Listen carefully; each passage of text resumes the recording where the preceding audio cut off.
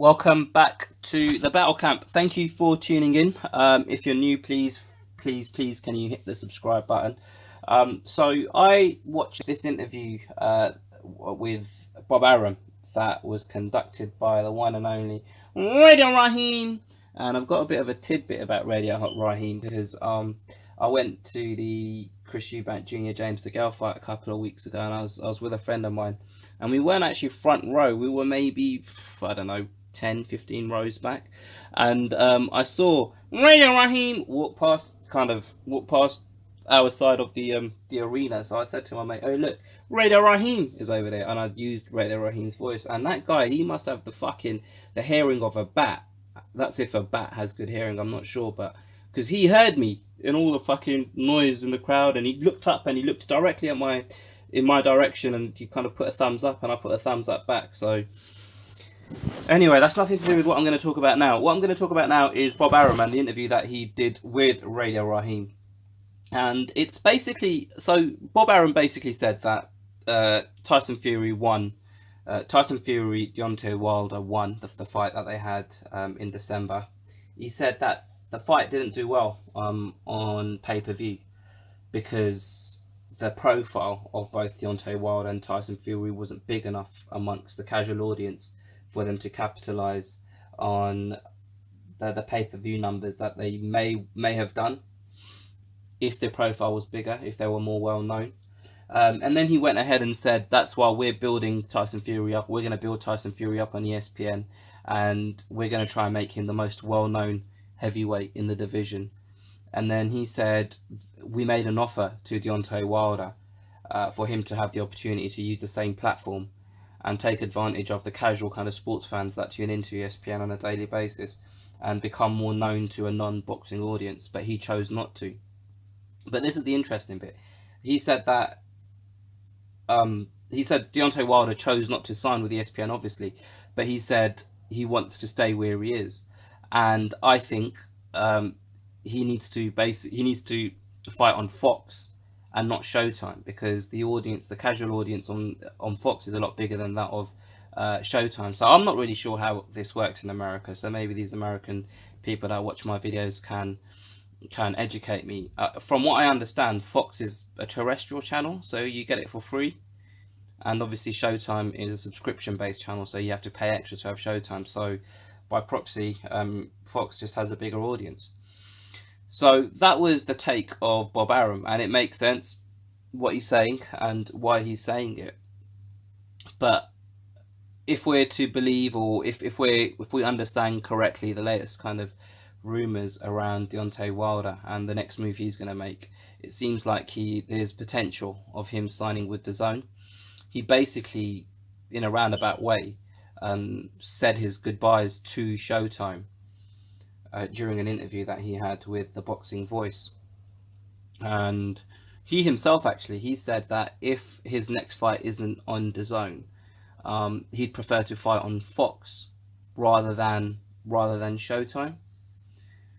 So, and that was just a case of him basically saying, in order to raise my profile, and it would be a new experience for me because I've never fought on Fox before, and I think that would be a good move for my career, effectively. And I might have got some of the wording wrong, because I heard this interview last week around the time the news broke of this, scheduled meeting this week between Wilder and his team and DAZN.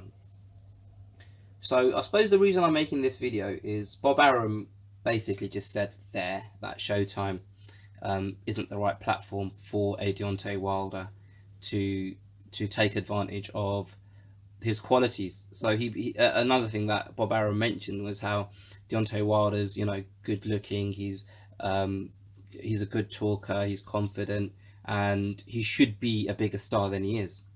So the platform that he's been operating on currently, Showtime, isn't doing him justice. And Eddie Hearn has said on plenty of occasions that Showtime have run out of money, they can't compete, they're going to be obsolete soon, blah blah blah.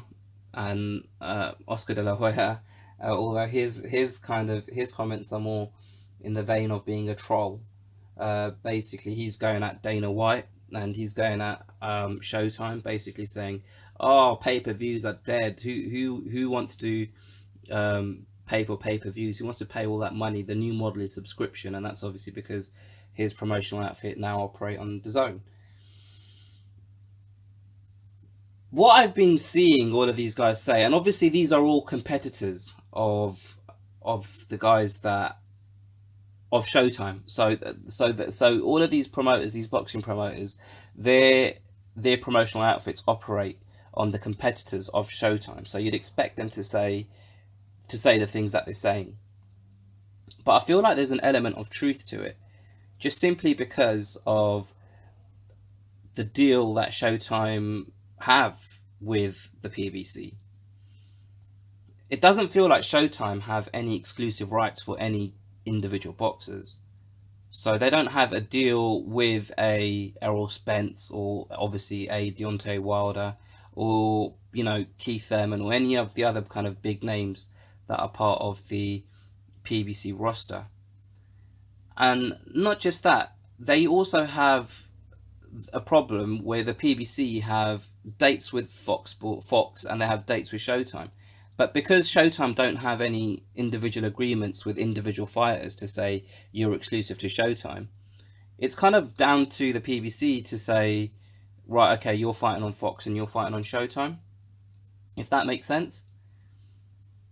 Another problem that I've heard, and this is something that they were mentioning during the Deontay Wilder interview with the Boxing Voice, is I believe Fox also have the ability to do their own pay-per-view shows. So in my head, I thought that, okay, if you're fighting on Fox, that's just free to air. But then if you fight on Showtime, if you want to do a pay-per-view, it has to be on Showtime.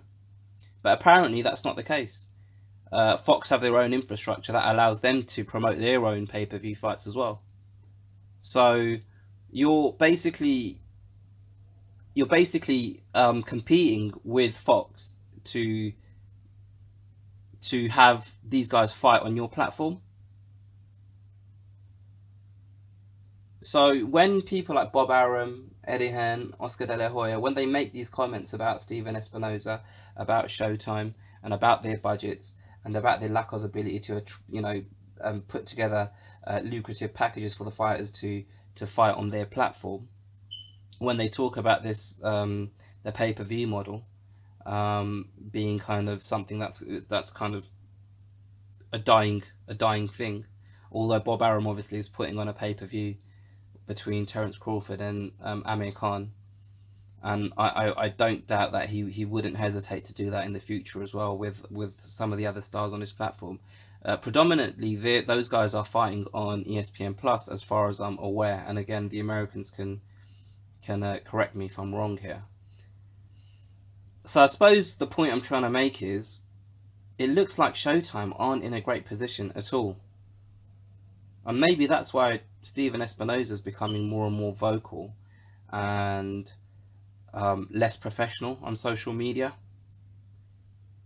I made a video a while back, and I can't remember what the title of it was, but basically I compared Stephen Espinoza to Adam Smith, who's the head of boxing on Sky Sports, and I compared how the two of them act, and how the two of them conduct themselves, and how the two of them speak about competitive promotional outfits or fights that are being done via a competitor, promoted by a competitor, or on a competitor's television network or broadcast network.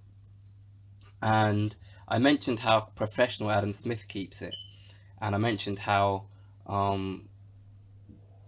childish, spoiled Stephen Espinoza is, and really and truly, that what fights are going to be on Showtime, like in the next 6 months or so? What is their schedule?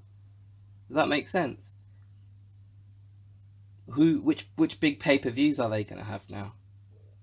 And as a fan in the States, maybe this is a good thing for you guys, because if it means that you won't be expected to pay $80-90 or whatever it is that you pay for pay-per-view fights, maybe that's a good thing, that Showtime aren't able to compete with the current state of the market. I don't know. I just felt inclined to make this video just because of what Bob Arum said about how he was basically saying to Deontay Wilder, if you're going to have an interim fight, and if you're not going to do it on ESPN, do it on Fox, because that's where the biggest audience is, and that's where people will be able, like, you'll be able to get yourself new fans. Now, obviously, Deontay Wilder doesn't seem to be doing that. He'll be going to DAZN, it seems like. But I just wanted to ask the question, really. It's more than, it's not just so much of me telling you guys I think Showtime's dead. I don't know. But it doesn't seem like things are going well for him at the moment. And I just wanted to know what your American guys, what your opinion was on the matter, really. Is Showtime dying? Do you still have faith in what they're trying to achieve? Is it an old model? Do they need to change things? Do they need to put the prices down, maybe, to try and get more buyers? Let me know what you guys think. What do you think that Deontay Wilder should do next? Should he sign to DAZN? Should he not sign to DAZN? Should he go to Fox? Should he stay on Showtime? What should Deontay Wilder's next option be? Don't forget to like, please share this video with a friend. And finally, it's very important that you hit the subscribe button. Like I said, I'm trying to get to 100 subscribers by the end of March, and I don't think I'm going to hit that fucking target. And it's a shame because I'm so good at what I do. No, I'm only joking. But I'd still like to get as close as I can to 100 subscribers. So please hit the subscribe button if you haven't already, and I will see you guys next time.